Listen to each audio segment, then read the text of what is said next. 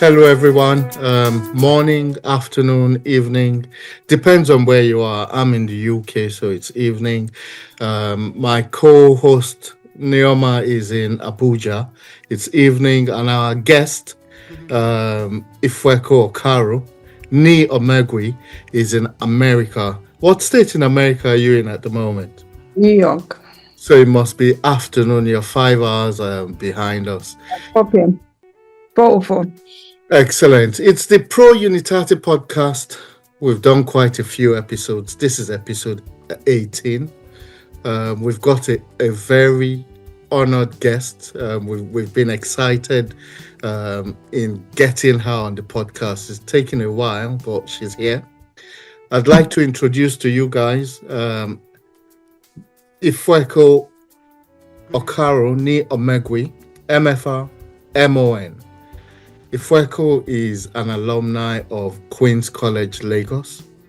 Ifueko holds a first-class bachelor's degree in accounting from the University of Lagos, a master's in management science from the Imperial College London, and a master's in the public administration from Harvard University, Cambridge, Massachusetts. She is a fellow of the Institute of Chartered Accountants of Nigeria, a fellow of the Chartered Institute of Taxation of Nigeria, and a fellow of the Compliance Institute Nigeria. She holds a honorary doctorate from the Benson Idahosa University, Benin City. It's a pleasure to have you on board with us today. Let's just hit the ground running. Let's start with Queen's College. Why First- Queen's? Okay, Go well, on. first, before you start with Queen's College, I'm also an alumni or alumnus of Federal Government College, Warri. Oh, so you've got two, you see, things we don't know. Also experiences. So was it Queen's College first before Warri? Queen's College, first 5 years, next 2 years, Warri, A-levels. Oh, right. So yes, there was A levels in Warri. That's why Warri is, I think Warri is one of the first two federal government colleges we had in Nigeria, Warri and Sokoto. From After Queen's College. and After also Queen's the College. Yes. a I bit think- of history, Neoma. All right. So why Queen's College? When did you get into Queen's College, and what was it like? Was it boarding house? How did you feel when you got to boarding house? What were your experiences in Queen's College? Okay, well, first of all, let me put a caveat on everything I'm saying, and that is that my memory is not very good. So there are certain questions you ask, and I honestly can't remember. Right. So I'll just talk to what I can remember. Sometimes I have to ask my classmates, what did we really do in class? Things like that. I mean, some people have awesome memories. I'm not one of them. I have certain kinds of memories, but definitely not what happened in Queen's College for 5 years. I mean, so there's so just note that. Now to the question, why Queen's College? I don't think that was my choice as to why Queen's College, but I know that I sat for the exams. I was taken on the Midwest scholarship. Then I think the first 12 federal government, and then there were state scholarships. So I came in on a Midwest scholarship. It was Midwestern State at the time. I know I was taken at Holy Child. My mother was teaching at Holy Child. So I know that at least in terms of options, it was either Holy Child or Queen's College. Queen's College was for boarding. Holy Child, I think, was going to be a day school kind of arrangement, I think. But my parents felt the federal government setting was going to be better. They're probably going to be the best people to ask why Queen's College. You have to go to heaven to ask them that. But so Of blessed memory. Amen. It's a bit late in the day, but I know that I look forward to going to Queen's College, and two things that have always played a big role in the choice of schools, I believe, it's the principal. So Queen's College, the principal was Mrs. Afunjoke Coker. And I think, anytime you meet Mrs. Coker, you fall in love with her. She's very strict. and very elegant, so almost like I want to be like this lady kind of feeling. Right. And then for Warri, it was actually Paige Davis, but that's a different story altogether. So yes, so I got into Queen's College and the rest is history. And you finished from Queen's College, decided to do A-levels. Was it because it was an option? Why didn't you go straight into university? Very good question. I don't think I even tried to get into university, from my school. So I don't think we did any exams. I don't think so. And I know that I wanted to go to Warri because that's where my eldest brother went to. Right. Maybe I always had feelings of what is Warri like, and then I never left Lagos. Right. So I did my nursery school in Lagos, primary school in Lagos, secondary, O-levels in Lagos. So I probably felt, because I think I convinced my dad I wanted to go to Warri, not the other way around. Right. But I think also perhaps I didn't like my O-level results as well as I wanted. And I felt that going to another school and giving it a different shot will perhaps convince my dad that I could be the best I could be. Who knows? So they wanted me to have a distinction and I didn't get a distinction. So I think I wanted a change of environment. And it looks to have worked. It looks to have worked because the product of two Unity schools, absolutely fantastic. I know Neoma is wanting to come in here, but before she does, a bit more to the audience. Ifueko is an expert in matters affecting the development of Nigeria, with a special focus on and interest in driving economic and social change at scale. She's going to explain a bit more of that to us in a moment. Ifueko has a rounded experience at the helm of affairs in the private and public sector, also in non-governmental sectors of the economy, and holds several honors and awards in recognition of service rendered to Nigeria. I guess that's where MON comes in. Can you speak to that a bit before I let Neoma take the mantle of me? Okay, speak to which part exactly? Everything. It encompasses a lot. Your social skills, the interaction in the private and public sector, the non-governmental sectors, the economy itself, and how you drive it or change the social change at scale. Okay, I mean, it's a loaded question, but let me start and see how I go from there. I think as a person, I've always been a curious person and always wanting to do something, and do something that is of a developmental nature. I think it's just been in me. And what are the kinds of things I used to do? I used to, first of all, collect art, probably from my time, my history as a Benin person. I think creativity comes with us, and proximity to creative expressions, I think, is something that is all around our environment. But beyond that was recycling. I'm the kind of person that would, in front of a house, bring out my old clothes or old things I don't need and, sell it, and then I use the money to buy art and I sell it. I don't know how much money I was making then, but it was something I really enjoyed doing. And I never liked throwing things away. In fact, till tomorrow, my husband just feels I just keep collecting, not throwing, things. So I know one of the guys that works with me, I could have a little tear in my bag and I tell him, go repair it. Or I have a little thing in my shoe, go repair it. I don't change things, that I feel that if it can be used, why throw it away? And I can still use it, it's still functional. So I'm talking at a micro scale now, the person. Right. and the kind of things that I do as a matter of course. Then in my choice of career, I found out that as I learned more about different career options, because I started as a science student, even in Warrior, I did physics, maths, economics. Economics, because physics, maths, I knew that those are my real favorite subjects. Economics, I wanted to experiment. It was bringing me closer to the business environment. And I wasn't that very strong in chemistry. So I tried that for the first time, at the A levels.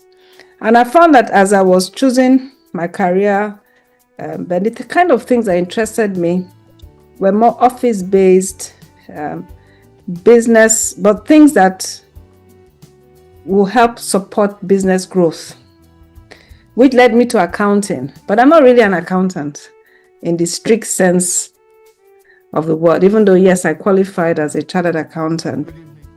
But I use it more as a base to see how I could help business growth. So when my first or my second place of work while I was doing youth service, after spending 2 years going for a master's, came back, gave me an opportunity to be involved in consulting. It sounded interesting. I wanted to try it out to see whether, okay, this is what I liked, as opposed to staying in the tax or accounting line. And it was almost like rubber hitting the road. This was like where I've been since then till now. Right. And consulting, what was the joy in consulting? The joy in consulting was, again, supporting business growth and performance.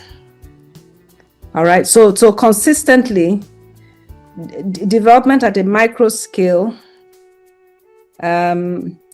environmental care Right. at a micro scale, my best home experiences that I actually remember, so I must have really loved it, was going home to meet my grandfather in the village. And let me tell you what I love about it. Beyond the love expressions by them, Yeah. was being in an environment full of thick forests, and I just enjoyed the greenery. And that's why today, if I had the time, but I really don't have the time, this whole idea of environmental protection will be something I'll be championing, because you go back to the village now, the trees are gone. And I remember those days. It just beautified the environment. I could let me tell you another thing I remember. It's interesting the things I remember. I remember those days in Ikoyi. Right. Coming from, I don't know whether it was in Queen's College, we used to go for parks, or it was in my primary school. We used to go to Ikoyi Park. Right. I learned how to camp. All right. How you make fire. Right. There's no Ikoyi Park anymore. Yeah. Was a full park. We'll go there, pitch tents, stay 3 days. We those were memories I really treasure. Today, Ikoyi Park is Parkview Estate. So I think as a person, the development of my space is important. The development of the environment is important. The development of business is important.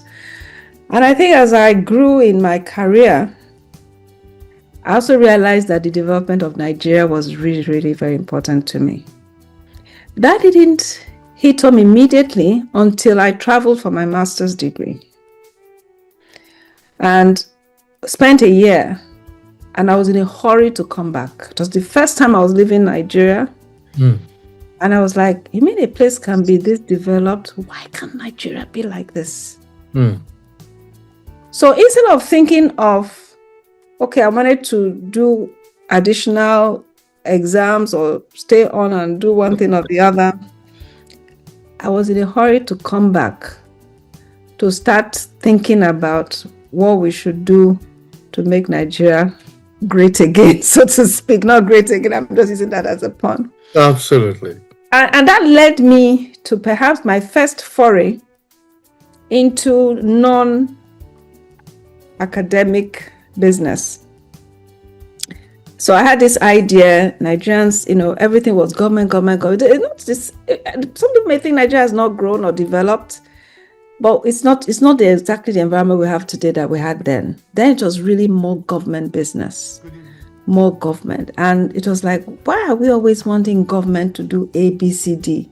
So I started a talk show program.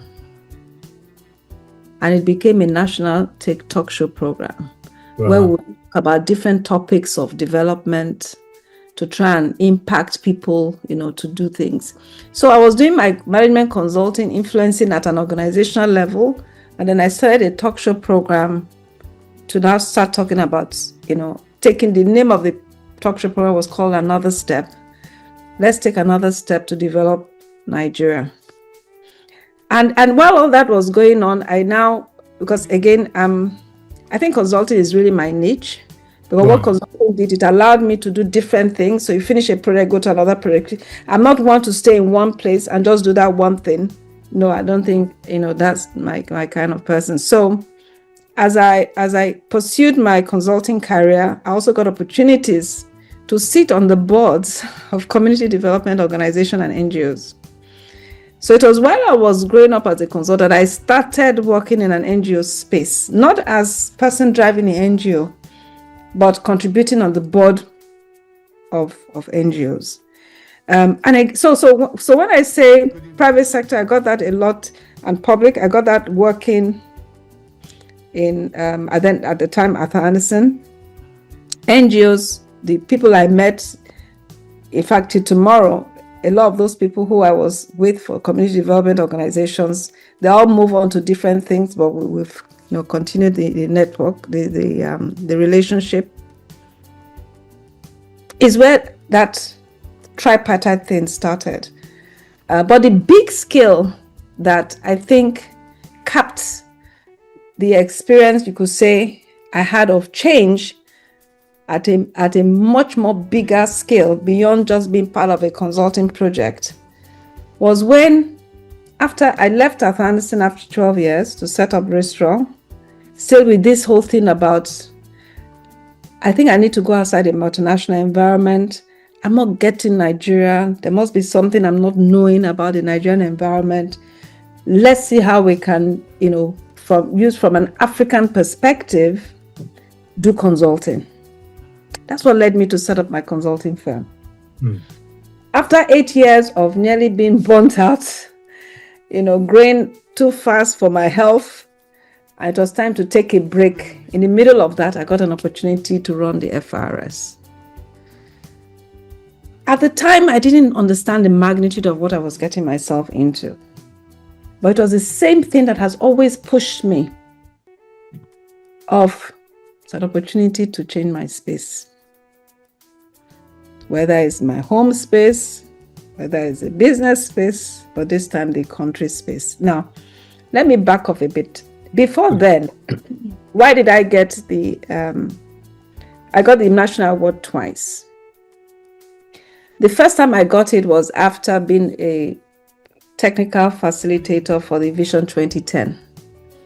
Wow. So in 1996, I was invited by my former boss at Arthur Andersen. At that time, I'd set up my own company to work with the team, Richard Kramer. At that time, Ernest Shenka was chairman, of the interim national government. It was during the Abacha regime. And so we were all part of NESG then. And so they were putting together a technical team and also help work with the core team to drive the development of Vision 2010. It took about a year to happen. Another beautiful experience. And sometimes you look back and you just wish that momentum continued. So that was my first experience. I got a national award from that work. So the second time was now the FRS. So for Vision 2010, it was like, again, a project. So this was my first time working inside the public service and having to change the tax system and drive it at a level of scale. And just that whole process was perhaps one of my most enjoyable times because of the opportunity to impact people. FRS is in every single state, so it has national, impact. The FIs you see today, or at least at the time I left, when we started, completely different. Sometimes some people can't even compare and contrast. I mean, you had to completely remodel buildings. You had the situation where water was falling on people in the tax office. It's a completely different, so being part of that and working with the team to transform that process was very enjoyable. So if you put all those experiences together, someone were to ask me, how do I see myself? That's what I would describe. I see myself as having worked in all these spaces. I see myself as really enjoying the transformative nature of the work I do. But I think one thing that also comes across in working in those three spaces is that people are important. Right. How you manage people, how you drive them, how you develop them, how you inspire them, how you motivate them, because no one person can make change happen. Mm-hmm. It has to be collective. Yeah. And that's when you achieve skill. Because then when everyone is motivated, they all do their part. Right. You're the only one doing it. You are limited. Mm-hmm. Yeah. Wow. That is value. For you, audience, you've just got proper value. That is skill, she said. Everyone doing their part. Neoma. Okay, so I think I would describe your life so far as some form of roller coaster. I love roller coaster. I love the buzz. I love the thrill. I love the excitement. I love the fact that you're just going all over the place, but there is plenty of fun. And it seems that you've had a lot of fun doing what you love to do. So I'm going to go straight to FIRS, because I saw the excitement on your face when you started talking about FIRS. And, you led a lot of major reforms. We know, because FIRS then and FIRS when it had the Ifueko effect was totally different. And, you helped shape the tax reforms across Africa.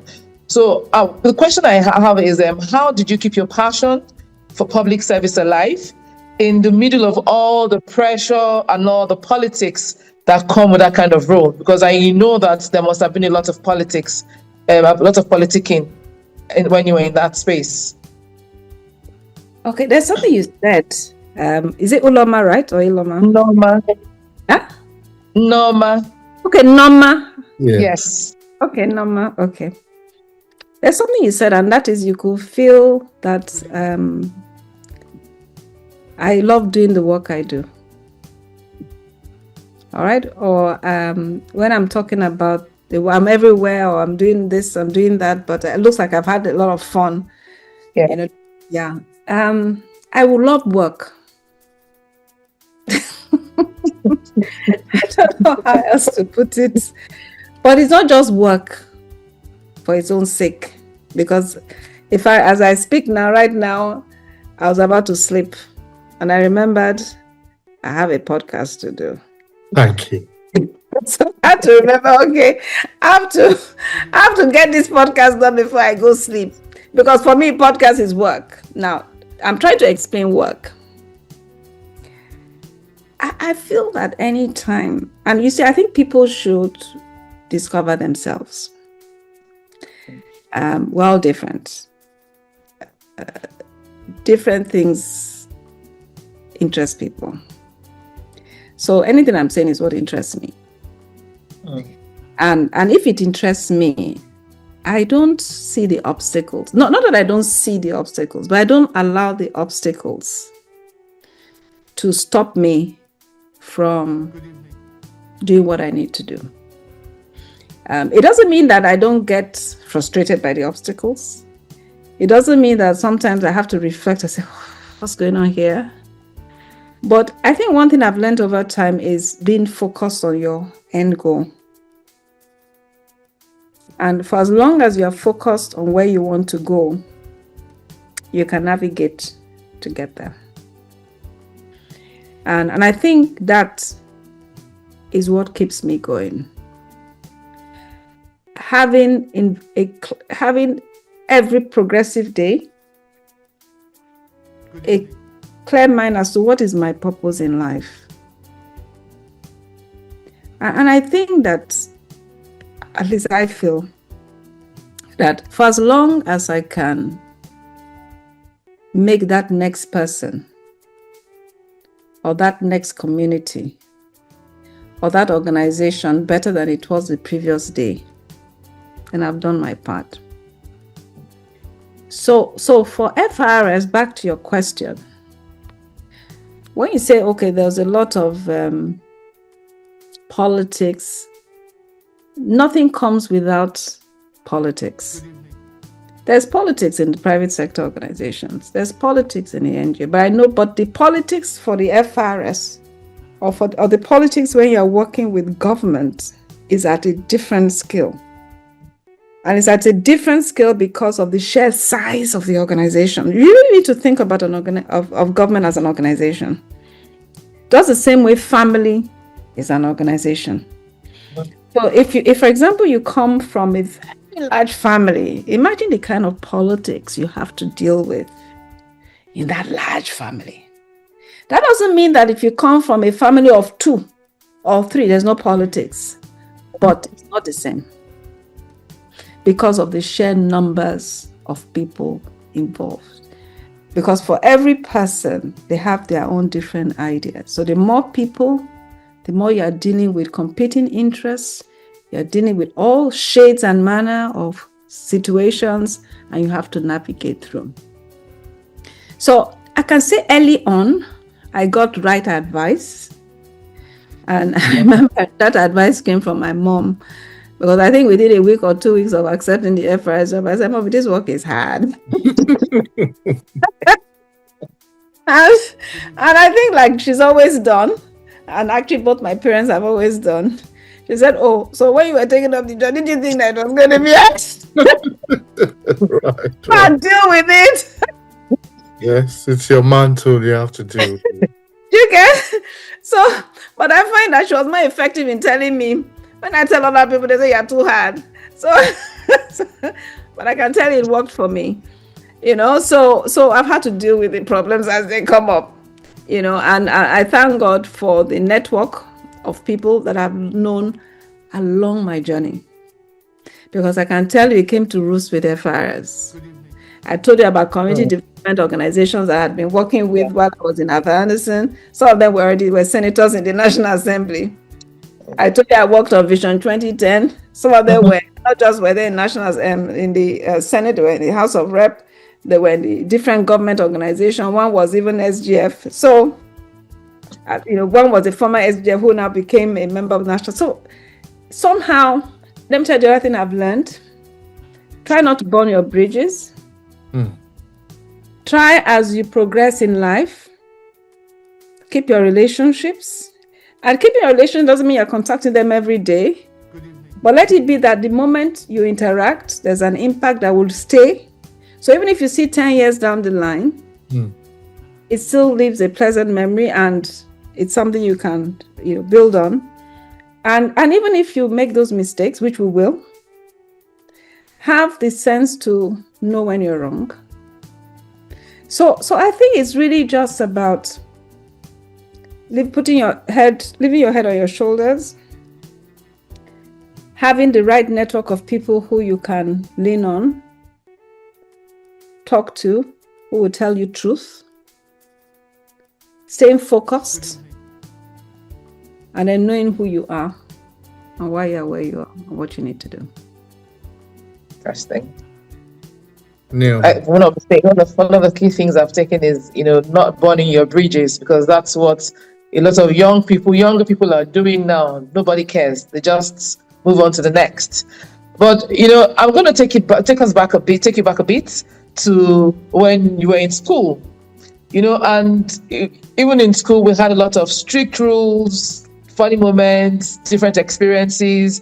My own time, there was Madam Koi Koi and all that. So the good, the bad, and all. But Which school did you go to? Sorry? Which of the social schools did you attend? Benin, FGC Benin. Okay. Did you know my mom? Yes. She was the principal. Okay. Oh, funny enough, I didn't even make that connection. That's now my that you mom. mentioned it, I didn't even make that connection. Oh, so if you had to pick one memory that reflects the spirit of that time of when you were in school, a memory that has helped you shape the leader that you are, what memory will that be?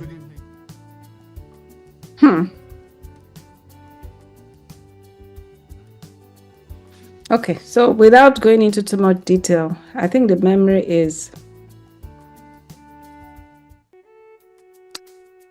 you may not like what you hear, or you may not have achieved what you want to achieve. Just keep moving and keep being better at who you are and what you need to do. Explain a bit more. What created that reasoning? What was the situation?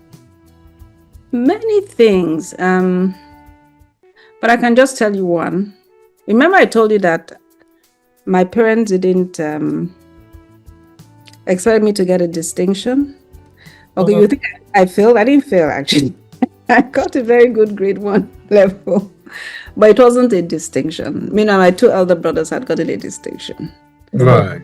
I took that as a challenge. Okay, I took that as a challenge, and when I went to the school, my elder brother went to say maybe there's something around this school. And I left there with one of there were 2 of us that got the best grades at A levels. Right. Okay, and that quest for taking a challenge and just acting on it and never giving up. Don't take criticism or disappointment to heart. Take it as a challenge to be better than you were the day before. Let me give another example. This one I remember. I probably got the best in Form 1 of Queen's College. We had an art teacher. She may have even been in FGCB. Do you know Mrs. Omogiui? Yes. Yeah. That was Mrs. Omogiui too. She was my art teacher in Form 1. And I think I got a very high score. But after that, my art wasn't very good. And I wondered why. So when I was now deciding, because architecture was one of my paths of what I could do in university. But one of the things my dad advised was do what you know you will excel at. Remembering my Form 1, that I was good in art, but later it wasn't good. I said, this architecture it's not going to take me anywhere. Now, however, I love art. I love art. I told you I collected art. In fact, I remember I was even selling little sculptures. I'll buy, I'll sell. So as I've gotten to understand myself a bit more, I've now realized why I like consulting. Or in fact, what part of consulting I love the most, and why when I moved into the strategy consulting space and the thinking space and the ideation space, I'm in my elements. So I've realized over time that I've never stopped being an artist. I may not have gotten the good grades in art, but I remember that picture that I think I got best grade. I remember it, I can almost picture it in my mind. You had to understand what I was doing. I wish it were somewhere I can even pick up. I can imagine it in my head, but I don't know where it is. Right. So I've realized that. So when people ask me, one description I give is what you're reading out of. Okay, I work in a public space, private space, but I'm actually an artist. I'm an artist in the sense that instead of drawing, You're creating. I'm creating. And strategize, yeah. I'm strategizing. And I'm in my elements when I get all these ideas and I can make a beautiful symphony Out of us. out of it. Wow. Does that help? Yes, That helps, definitely. So yes. when I speak with Usosa leadership, when I speak with presidents of alumni, your name always comes up. Ifueko, Ifueko, Ifueko. So tell us about your relationship with Usosa as a body. Okay. Tell us what impact you've made with Usosa and how you think Usosa can improve. So bring that creativity into helping us shape Usosa in this podcast. Okay. This is what I think. I don't know where you've been hearing my name or in what context, but those who helped set up Usosa were in FGC Worry with me. Okay. Right. So my FGC Worry stay and the relationships that I built in Federal Government College Worry has permeated into USOSA as well. So I probably was one of the very first people, or either at the beginning or somewhere later, that will do a keynote speech, attending events, and I'm also an active FGC Worry member. So the members of the board of trustees, the original founder of USOSA, the FGC Worry connection, okay, helped there.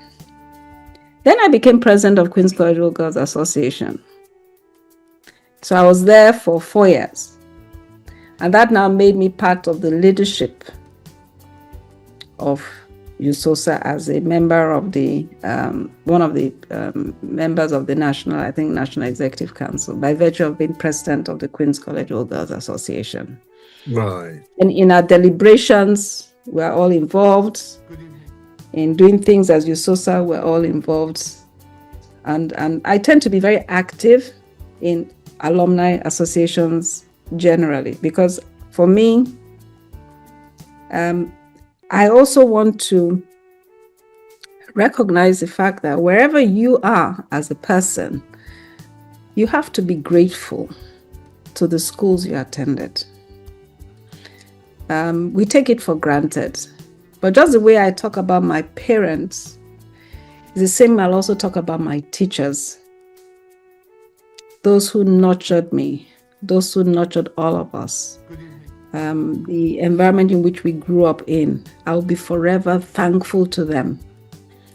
And so one way to give back is to not let those schools die, and is to be an active member of one's alumni, not just to develop the membership in the association, but to use the collective will, interest, funding capacity of the association to ensure that we leave the schools we attended better than when we were there. And that is a goal I'll hopefully always want to contribute to. Right. So the current state of your alma mater, Queen's College, how do you compare the current state to when you were there, and what are you doing to see if you can bring the standards up to when you were there? It's not the same. It's not. In fact, one of the reasons I became president of the OGA Association were my classmates urging me to run for office and using the platform of the association to see what one could do to also add value to the school and better understand what the issues were and see what we could do to influence that. That 4 years taught me a lot. And much as we tried, there's a whole long way to go. And again, is the ecosystem. First of all, is the overcrowding of schools. We don't have enough public schools of the standard that we want our children to go to at the cost we can afford. So the double whammy is that public schools provide that avenue, but everybody now wants to go to the public schools. So the same space, the same land space that when we were attending school, is what we call Queen's College. It's the same land space today, over 40 years after. With a population, when we were going to school, I was in Queen's College 73 to 78. We're just 30 in the class, 2 arms. And then 65, 300. Add another maybe 40 A levels, 340. The entire school. Right. So we had hostels for that number. We had dining for that number. We had a limited sports ground for that number. We had an assembly hall where we used to go have music competitions and all that for that number. We had teachers for that number. Because the population of the school influences everything else. Today, 1 year is probably like 600. Wow. No. Yeah. Okay? And there are 6 years. Same land space. So more buildings have to be built on the same land space. Rooms inside where people are staying in the same land space. Toilets have to be built for the larger population. Water supply had to be changed for the same population. Sewage systems has to be changed for the same population. Teachers have to increase for that population. And most of those teachers are not even being paid by the federal government. Because federal government either cannot afford the teachers, and the PTA is bridging the gap, and the money being paid to the teachers is not enough. So it's a huge problem. And it's not just a Queen's College problem, but again, I will talk about Queen's College because, again, every year still, everybody wants to come to Queen's College. I don't even know whether the scholarship system still exists that I benefited from. And I must commend that in spite of all this, there's still a push to have standards, but it's tough. I remember when I was president, one of the things that at least I'm thankful that we're able to achieve was to get the MTN Foundation to select Queen's College to help renovate the laboratories. Okay? You have other organizations doing one thing or the other. My successor in office did a light up project to get class sets to put in solar, around because the place would be very dark.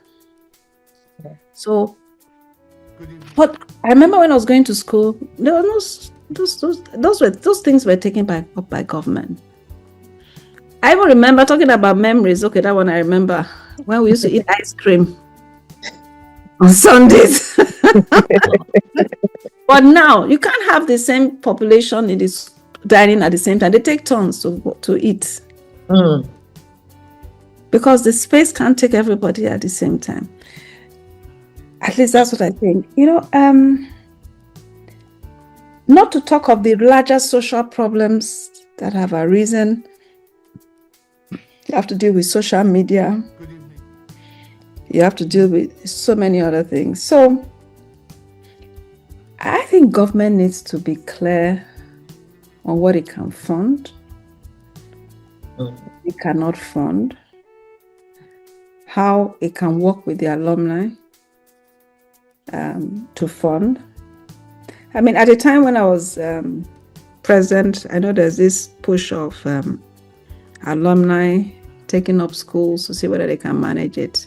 I'm of a different view now because the alumni itself is not the same as the church institution. So if you say, take Holy Child, which is one of the schools I was supposed to go to, the Catholic Church, Lagos State has handed it over back to the Catholic Church and they've invested in it. The Catholic Church is an institution. Or the Methodist Church is an institution. So even if the people there leave their established practices over and over again, that gives them a sustainability for them to be able to hold their own. Alumni, on the other hand, are still forming.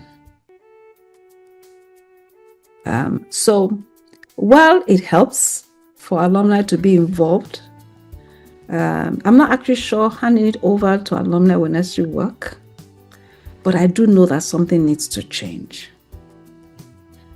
If we're to get good quality, the kind of quality that we all experience. And one thing I also noticed when in the alumni, those of us who have these nice experiences, we talk about our schools with nostalgia.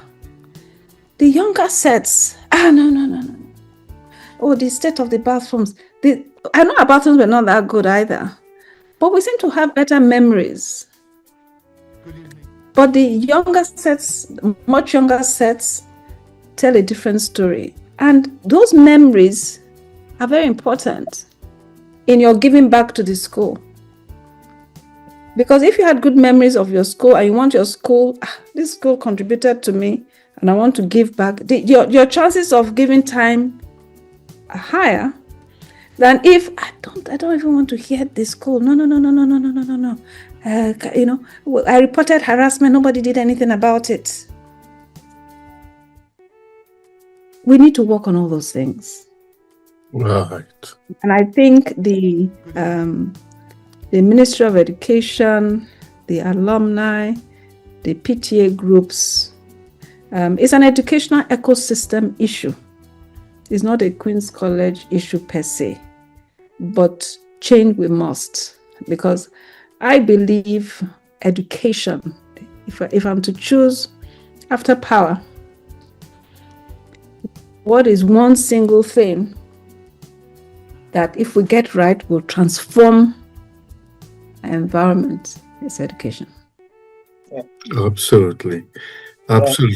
I think the current leadership of SOSA, I think they now, Neoma, you can correct me if I'm wrong, I think they have a seat at the table now in the Ministry of Education in Abuja. Yes. I think the leadership are really working hard to make sure that there's equity between the government, SOSA, to help improve at least the standards of unity schools. Like you said, eventually we hope as time goes on that it won't just be limited to unity schools. It expands to all facets of education within the Nigeria space. Let me talk a little bit. Let me just talk a little bit about that. Thank you. Not the idea of unity schools was a great one.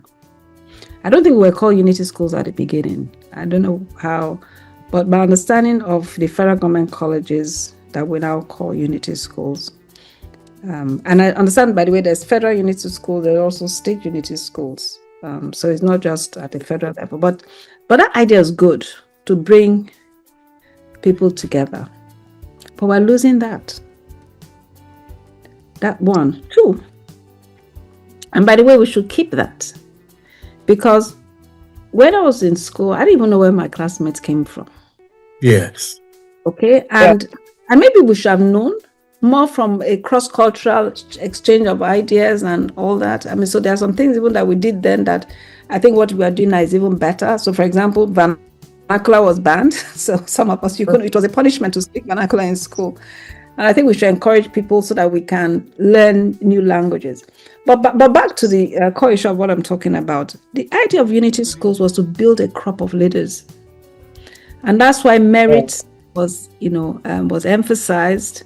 Scholarships were given to people who could not afford to come to the school, but did very well in the regional areas.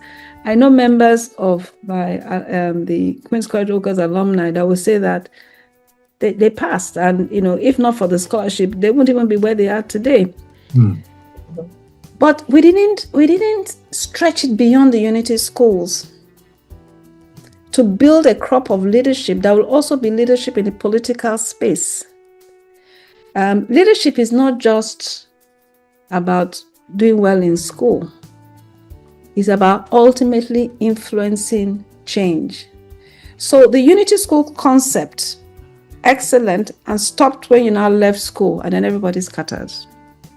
So I think part of that change that we need is how do we build that crop of leaders that bring people together in school, but then continue through university to also government.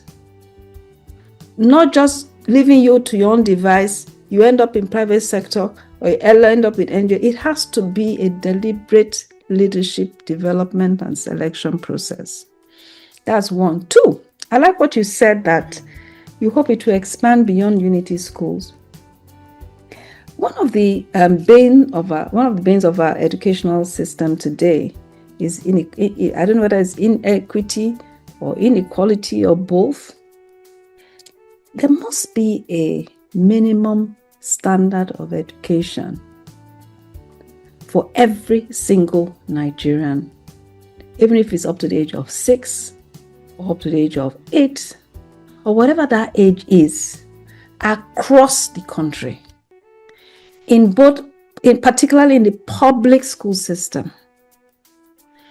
Because what then happens is that some of the divides we see, even though the unity school is meant to breed unity, by the existence of the unity school, we are creating division.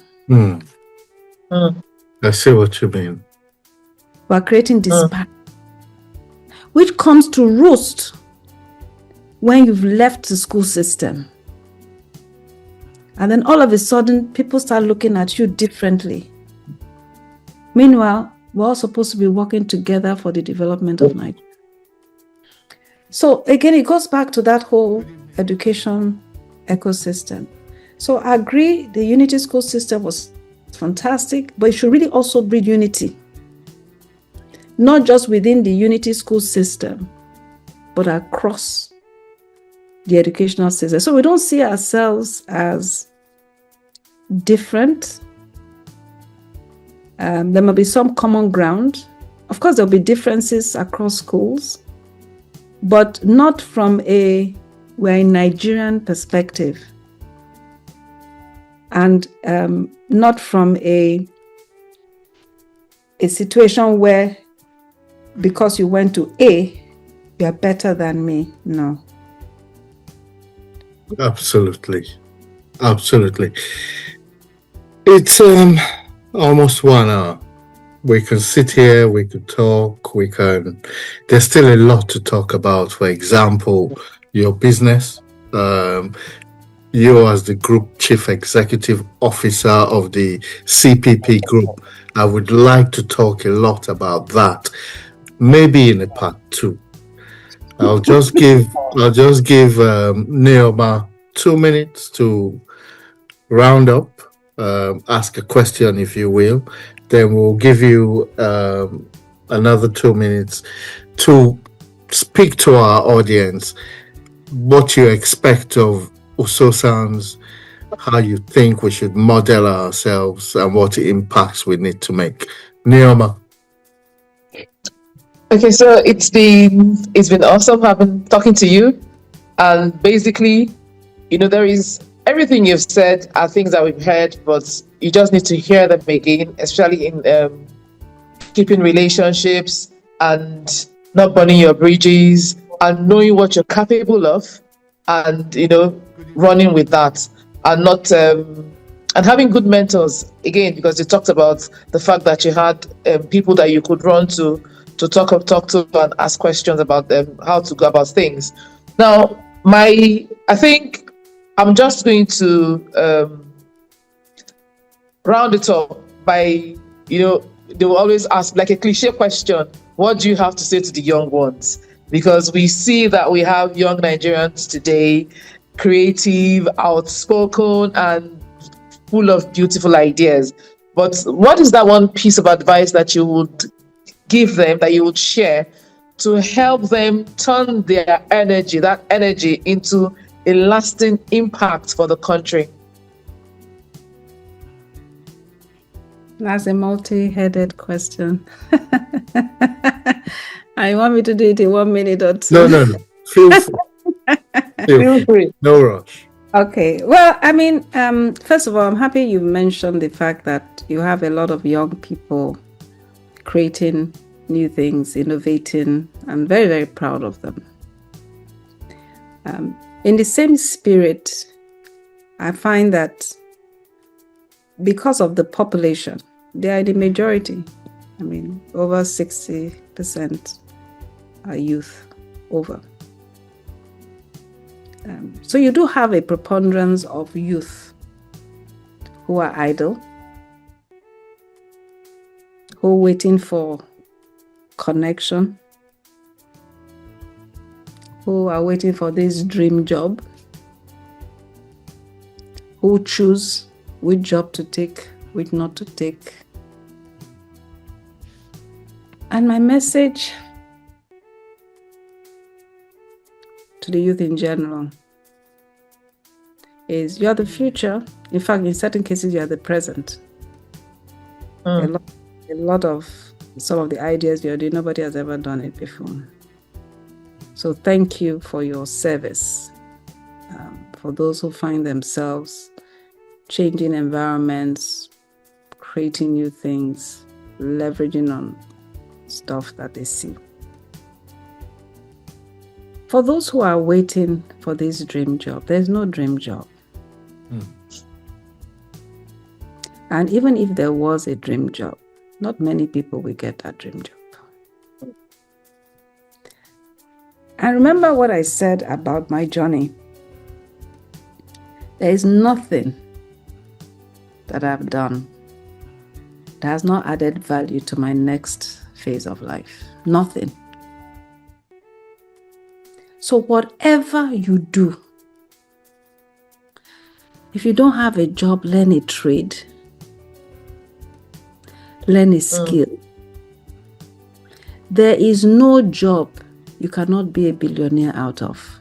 None. If it's cleaning, you can run a multi-cleaning enterprise. If it is driving, if it is logistics, if it is plumbing, if it is maintenance, if it is doing the hair, if it is manufacturing a cup, there's nothing. For as long as there's life, there's a need. There's a need somewhere that needs to be solved. And when I tell this to some people, they say, but I don't have the money. Money, somebody said money has a spirit. I don't know whether you've heard that before. Yeah. Money is a very dangerous commodity. Dangerous. Because it scatters your eye. You think that once you have money, all your problems are solved. That's the beginning of another problem. It's good to aspire to have money because you need it. You need to buy a car, you need to get a house, you need to live, you need to buy food. But money doesn't make money. It's ideas. It's the things you do that will bring the money. And if the things you do put you in jeopardy to not even enjoy the money you end up making, be careful about that thing that you are doing. And apply your energies to things that you will enjoy. And what is enjoyment? Again, of course, I'm talking from my perspective. Everybody has their own realm of what enjoyment is. But like I mentioned to someone, one rule when you want to transform a society, you want to change an organization, you want to do things, the number one rule you should always bear in mind, in whatever you choose to do, is to remain in that job that you want to change. So if you're doing something that puts that if you do it, there's a chance that you're going to be killed the next day. You have to think yourself very hard to that. Is it worth it? Is it worth it? I'm particularly concerned about the drug problem among the youth. So much so that it's in the primary school system, it's in the secondary school system, it's in the university system. I like interacting with younger people, bright young boys. And they tell me, you go to a party these days, there's no party that there's no one drug or the other that they're serving. Whether it's in cake, it's in food, it's in this. And the question is, for what purpose? For what purpose? So find what matters to you. Find your purpose. Stay alive. Have the ability to be able to improve on what you do on a continuing basis. Yes, money is important, but think about how you want to make the money in such a way that you will enjoy the money. And think beyond yourself. Because whatever you do cannot be just about you yourself. It's about serving a need. It's about serving the larger populace. But ultimately, maybe the last message is about you need to build a stronger Nigeria. And it's not the job of one man or one woman. It's all of us. Do your part. The fintechs that are succeeding, a lot of them never worked in government. They found their niche. People in the market who are selling one thing or the other, they're adding value to life. You need something, somebody is going to provide it for you because he's selling it. The people in doing waste and managing waste, the reason why our roads are not filled with dirt, because somebody somewhere is helping to manage waste. Look for things that you can do. Contribute to the development of this country and leave this country better than you met it. Thank you so much. So part of the reason we decided Pro Unitate podcast was not only to showcase our best. We started by telling the story of Usosa, and now we're showcasing our best to give value to our audiences, to improve their lives, to improve and give hope to the young ones who listen to the podcasts. My organization, TNN, abbreviation for The New Nigerian, actually aims to bridge the gap between diaspora and Nigeria. Take the best in diaspora, connect it with the best in Nigeria, and develop something: agriculture, education, health, mentoring, feed the children. It's just what you said: giving back, making an impact for the people, improving lives. I guess I realized that a bit late in life, but it's never too late.